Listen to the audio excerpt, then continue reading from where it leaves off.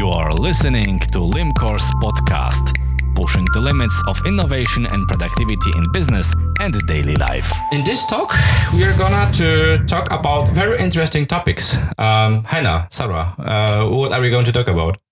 Well, probably we talk about how innovation works overall, and then we deep dive into a really nice robot, which is called Spot.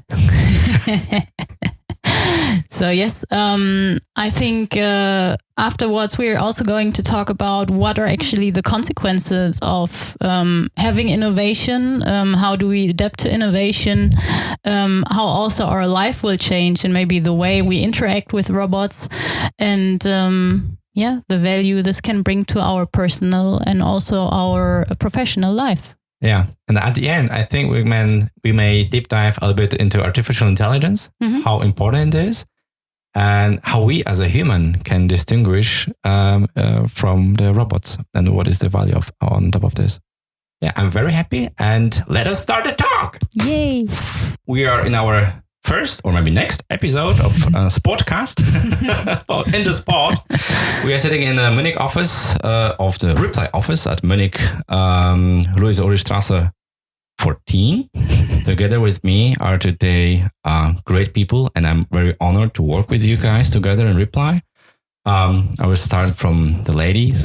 Sarah Lewandowski, Leadvise, Christian Koetschan, Concept Reply, and Heiner von Brachel, Reply. Right. How are you today, guys? Good. Again, no rain today, so that makes me feel better always. Guys, want to talk about Spot from Boston Dynamics. This is our new buddy in Reply because of the early adopters program we are taking part in as a company, as a Reply, and we are very happy to work with Boston Dynamics together, be a partner. And actually, many people don't know what early adopters program is. Heiner, I think you started the first talks with Boston Dynamics. Firstly, tell 2-3 words about you. What is your role in the project? Because people would also are very interesting about it. And what is the early adopters program from Boston Dynamics?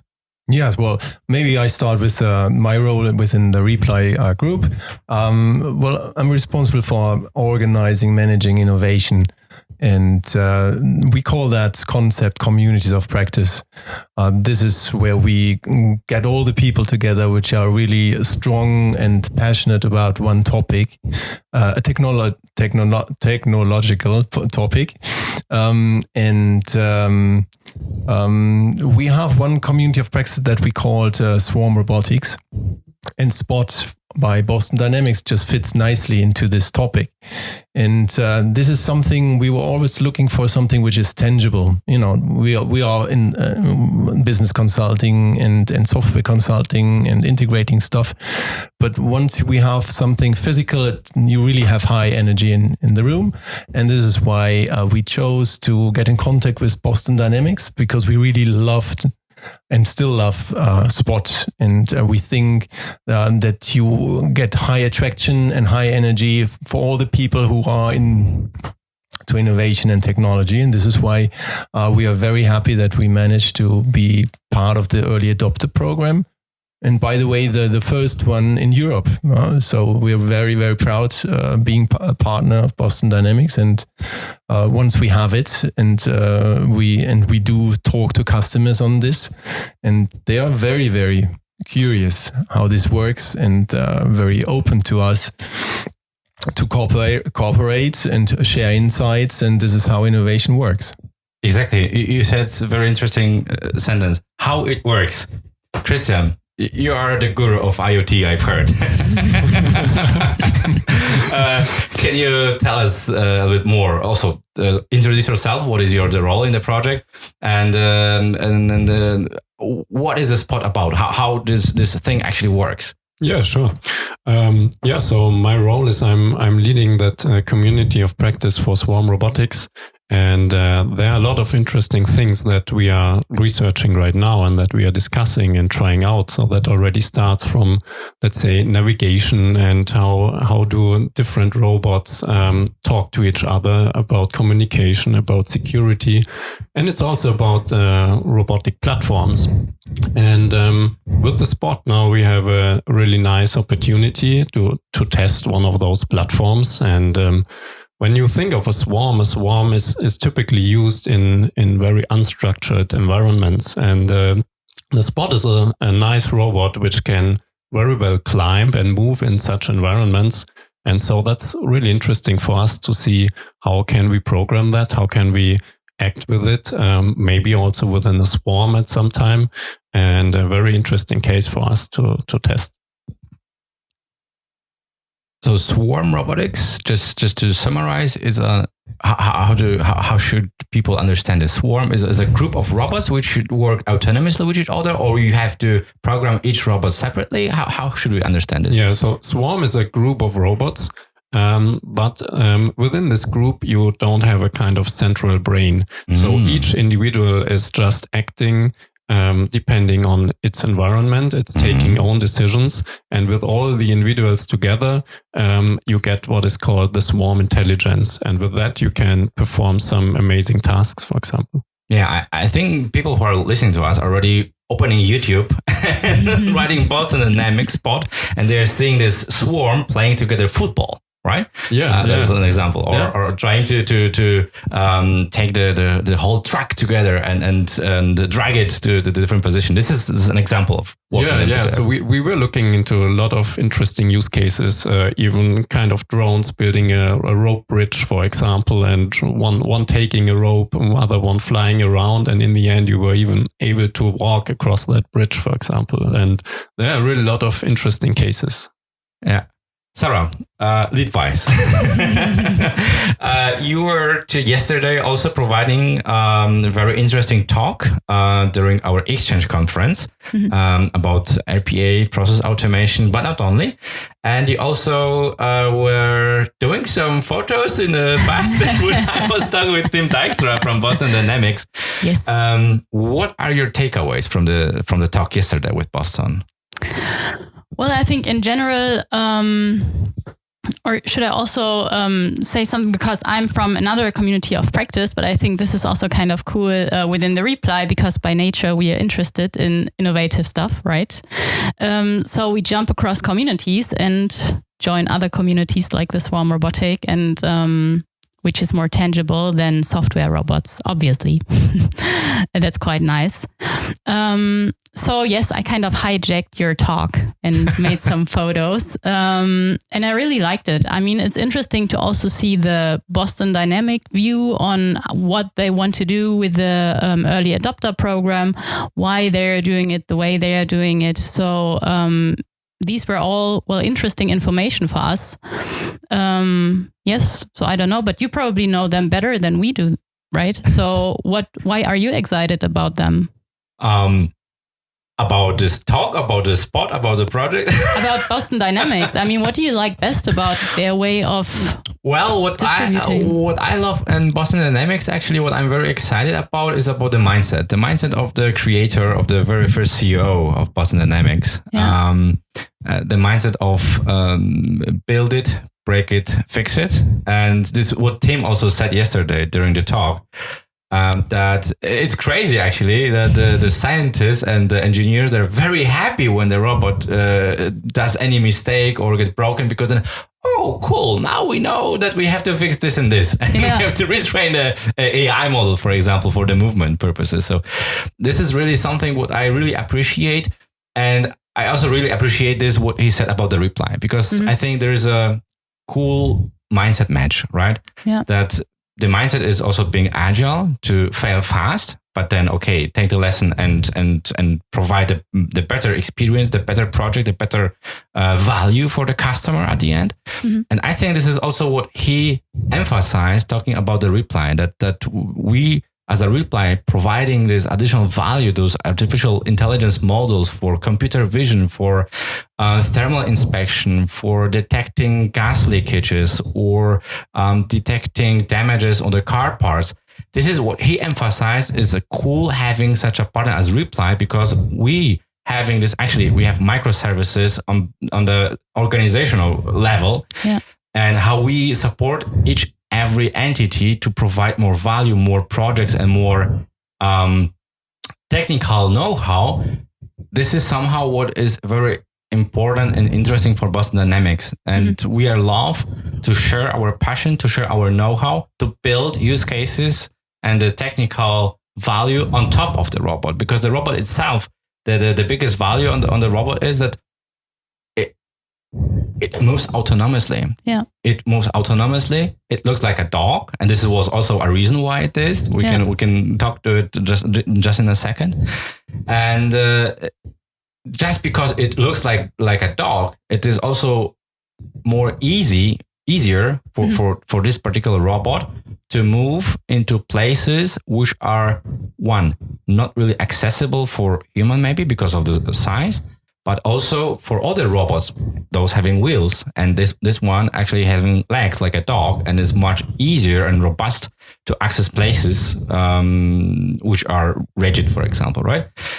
And the last part is you are not steering every single leg. You're just simply saying, okay, here are the waypoints. Here is the mission I designed for you, and do the mission. Yeah, right. Yeah. What I really like is that it stimulates the fantasy of everyone you talk with about this creature, about this dog, this robot, and especially in our days now, COVID-19 days, it becomes even more important, and people really are fascinated by the idea what they can do with that. So this is why I like the spot so much as well in our days, because it stimulates our fantasy, what we could do and where it could help us.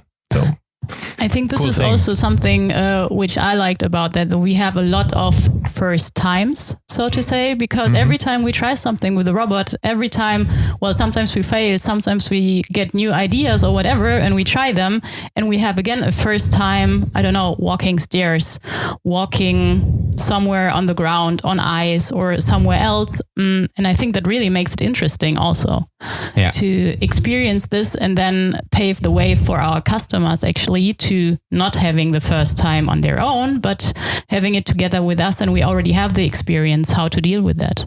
Yeah, absolutely. And this is also what our customers are asking a lot. Okay, where can I actually use the robot? What are the use cases? And the first part we talked already about is the places which are difficult to reach because of the terrain. But the other place or the scenario is there are specific places, maybe also hazardous, which are not really, how to say, human friendly. And we wouldn't love to send our lovely employees, which are very skillful, and risk their lives or save the lives of the others. And this is where such robots can take major place. And also in unknown environments. Yeah, that's right. Exactly, where you cannot put cameras all over because you don't know the environment. Because some arguments are sometimes okay, well, that's really a nice toy, but you could put just cameras on the ceiling, and then that's it. And to those persons, you can say, well, but there are still many occasions where you are able to put cameras on the ceiling or on the wall, but have a robot walking around and get each single spot and picture and whatever you want to detect, right? And so actually we are talking about very focused use cases, very specified use cases. But for those, I truly believe we will generate nice business cases with Spot. Yeah, definitely. And basically what also I love when the client also observes and says, it's really as a quote from the client saying, oh, the Spot is actually a computer on the legs, because you can put any sensor to it and connect. Is it right, Christian? Yeah, so I mean, there are a couple of sensors which are, of course, coming already from Boston Dynamics, which you can mount on. But basically, you can do everything with it. Yeah, so third-party sensors, yeah, right? Yeah, sure. You can actually put your own laptop there, on the top. So, yeah, and this is something what it's not only about computer vision. It's not only about the cameras. It's also about measuring sounds, right? Measuring the thermal vision. Okay, this again we can do it partially with the camera, but it has those thermal features in it. But and also like gas detections or stuff like that, which is maybe not a camera, but some other kind of sensors to actually measure stuff or get the temperature or find leaks. I don't know. Different stuff you can find with it. Yeah. Probably sometimes you have some repetitive work. I don't know.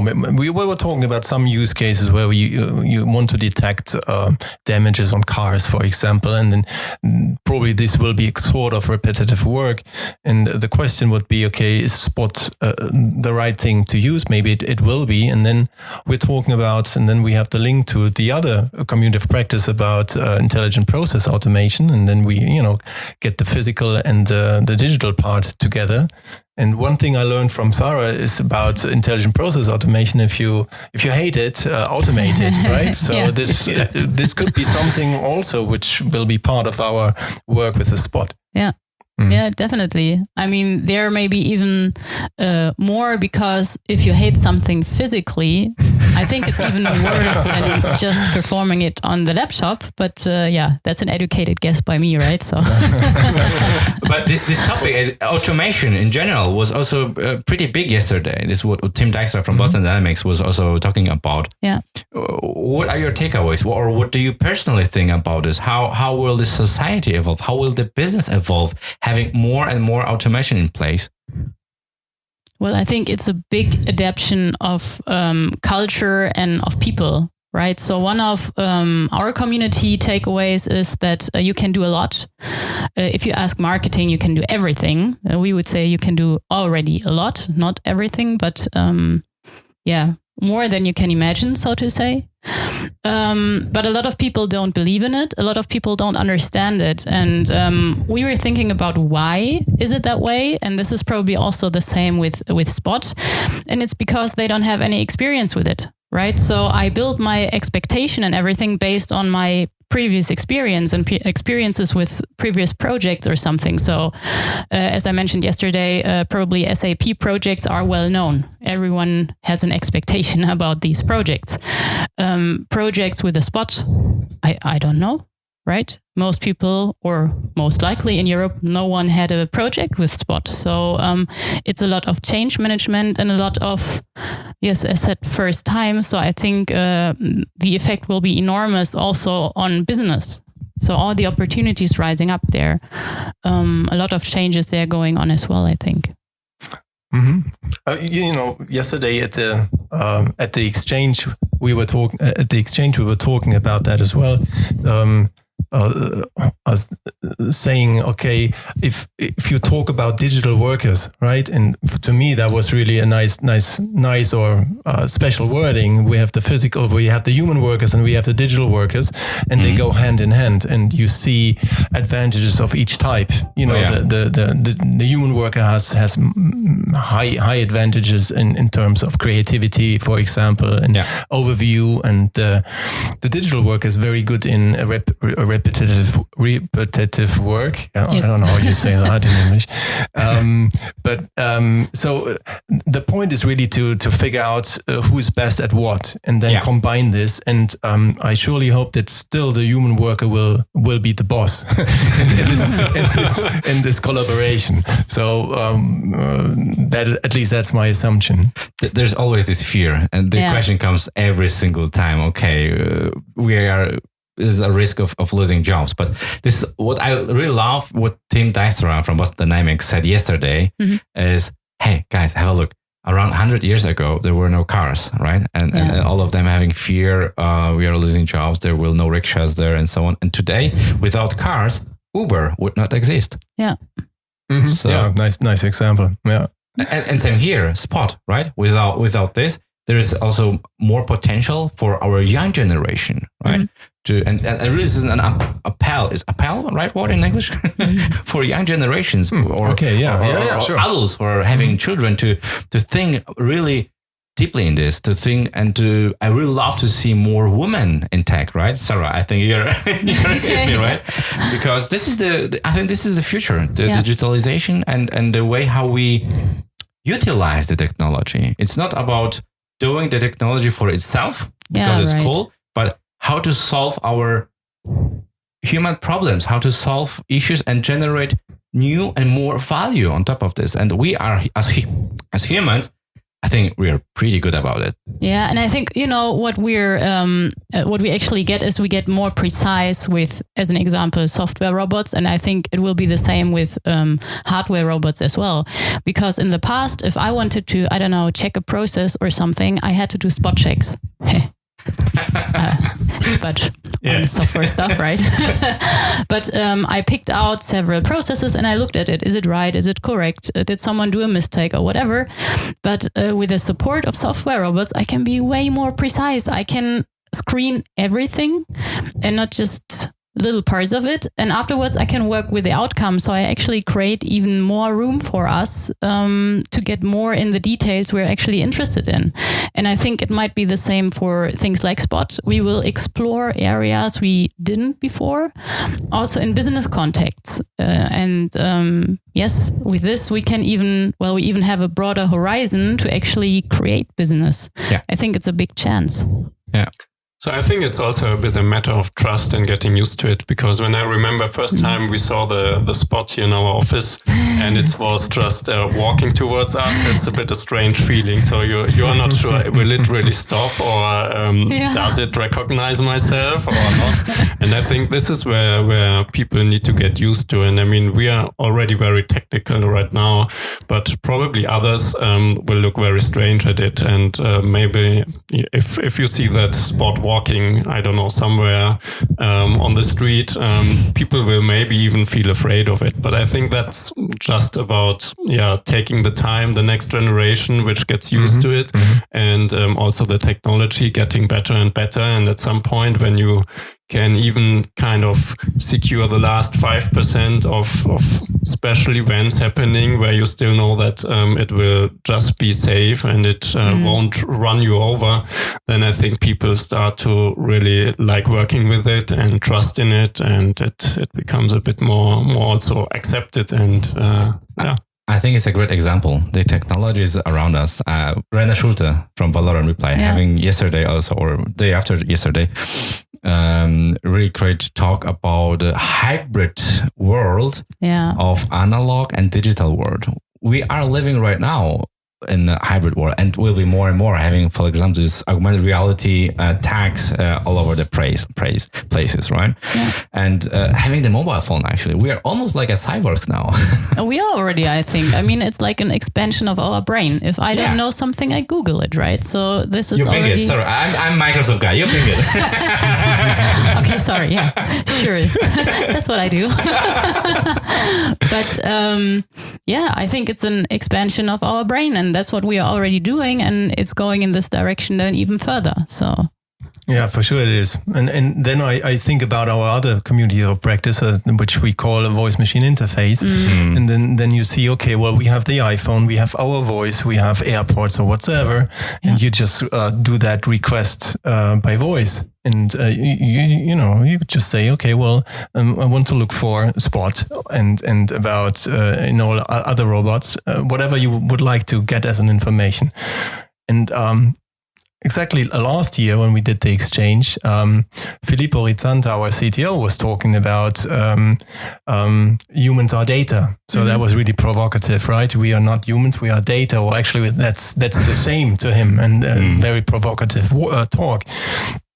But he was mentioning the cyborgs as well. And I that really made me thinking, because when I went outside last year, I saw everyone on the streets and saying, well, everyone is staring at his smartphone. Yeah. And you could tell, we are already a kind of cyborgs, and people get used to it. And then we are back to Christian.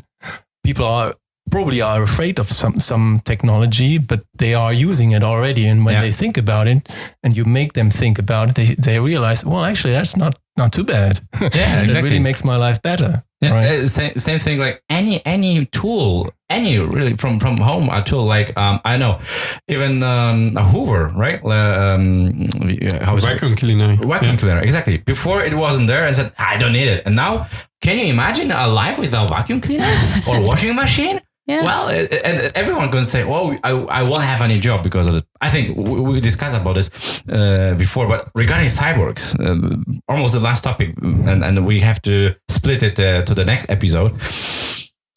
I think you may have heard about the ideas and projects from Elon Musk. I mean, the Neuralink. Yeah. And you know what Elon Musk says about phones and cyborgs? Basically, right now, there is a high latency problem. You need some time to, as you say, Google it, try to find it, and think having, it's somehow maybe creepy. I know, I'm aware about this. Having a sensor with any interface per Bluetooth or anything where you can think about searching something in the web and you're directly connected there. I'm aware that it will take some time, right? But do you think, is it something what makes you scary? Or we would say, oh, there's even more potential on top of this? Well, I think from a research perspective, it's clearly the evolution we are going to. Because if we think about we are data, we are creating data and we want to distribute data, the slowest way to distribute data is actually just keeping it in my own head. No one will see it. Then the next slowest thing is actually to write it. Writing is, it's really slow, and not a lot of people can read it. I mean, in the past, you had books. People had to go somewhere, but still you could distribute it. Then you had the internet. You even could distribute it more. Now we have speech, which we can talk to our phones, which increases it. The next step is to share our thoughts in our brain. And I think this is something, if we combine the computing power of our brain, if you can imagine what you could do then, like, whoa, that's next level, right? This is something probably even we as tech people, so to say, in our little bubble, can hardly imagine what we can do with the power of that. So... Yeah. And still it feels very strange. Yeah, definitely. Right? For everyone, because then you say, well, you have implemented something in your body, and that is really a bit scary as well. But maybe it's just a matter of time to get used to those scenarios, and probably some people would say, well, that's not too bad. But right now, I would reject that. You know, I would not like to have such a thing. But you never know what's going to happen the other week. Yeah, but the blockchain people have already these implants with that they can pay with their wallets, right? Yeah, that's also kind of I wouldn't do it. I wouldn't do that right now. But you never know. But if you had a possibility, for example, to improve your eye, I mean, this is biomedicine right now. Yeah. That there are many people who can't see at all, right? Or other way around, that you can actually double the performance of your seeing features, I would say. Yeah. Would you do that? I would be also even there, and I think I'm quite open. I would be scared whether my brain is capable of working with a double amount of what I see, right? So it's like a lot of information, because this is information or data, right? What we just observe from the outside. And if that doubles, well, that's a lot of work my brain has to do, right? Yeah, and I think that's really an important point, because I think at some point you also need some breaks. You need to slow down a bit. And let's say if you're just the whole day, 8 hours of working, processing more and more information without even having a break of really thinking maybe for yourself, I think that's really hard to get used to that. Yeah. Yeah, but that really gives us an idea what the next episode could be about the future life, right? And Spot could be part of that, of course. So I think right now it's really cool when the Spot is doing all that processing and having double of the side that we have, and maybe that comes at a later time where we do that by ourselves, or where we get this information into our brains. Yeah, and at the moment it's nice to just have a joystick to work with Spot, I guess. Also, I like that. Also, when we did the unboxing, seeing all of that was kind of interesting to me to see like the other side. How do you actually tell Spot where to go? You can either use this one or you can program it. So all these different kind of possibilities. That was kind of interesting to me to see as well. Yeah. Yeah. To summarize this talk, I would like to tell a very short story regarding the artificial intelligence in general and how the customer experience can look in the future because of automation, because of artificial intelligence. Basically, it happened to me a couple months ago. It was casual requirement analysis workshop with a customer from the insurance company. The customer was called Stefan, German name, right? And basically, I wanted to understand the process, how the business is doing, and how I can support him, right? So I gave him a pretty simple question. Stefan, if the customer calls you and says, I have no home, my house has burned.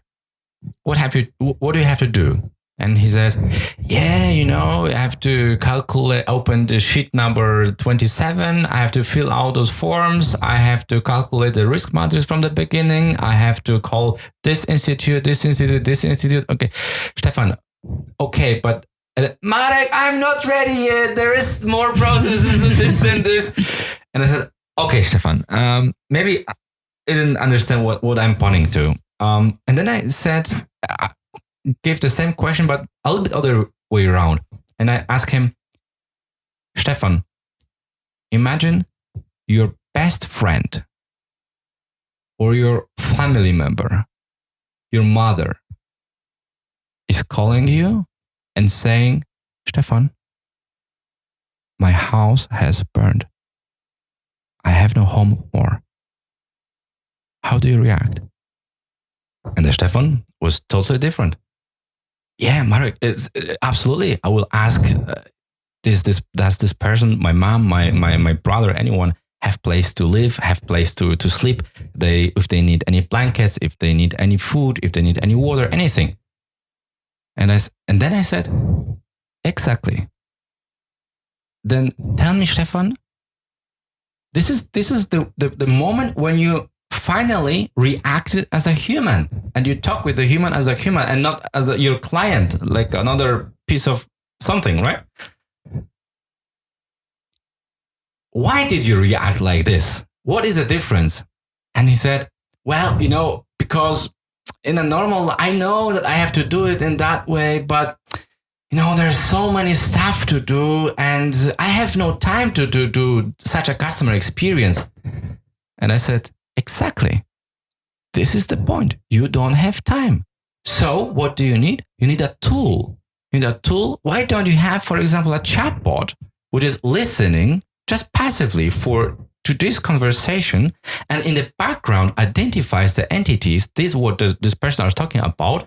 And I'm looking at Sarah now, robotic process automation, right? Yeah. Fills out all the formulas up front for him and saves a lot of time that he can actually confirm, and have the time to talk with the client as it is very worthy human. Mm. And exactly this way of thinking and projects, which I wish for myself and for you. And I think this is the future, how we can distinguish from the robots and take over this human part. Yeah. Yeah, right. And time is a good keyword. We need to go. Yeah. Thank you very much. It was nice having you. And I hope we talk in the next episode. It was a pleasure. Thank you. It was a pleasure. Thanks. Thank you. You are listening to Limcore's podcast, pushing the limits of innovation and productivity in business and daily life.